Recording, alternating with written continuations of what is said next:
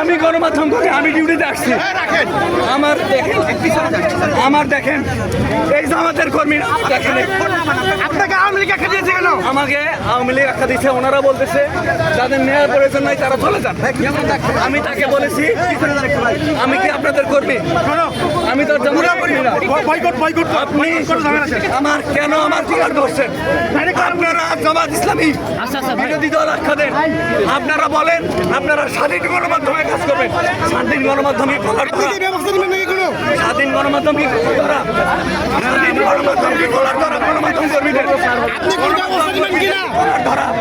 এইটা আমি দেশবাসী এই জাতির কাছে এই জামাত ইসলামী গণমাধ্যমের কথা বলে আমার কলার ধরে আমার কেন্দ্রে ছিঁড়ে ফেলেছে। আমি এই বিষয়টি ধিক্কার জানাচ্ছি, প্রতিবাদ জানাচ্ছি।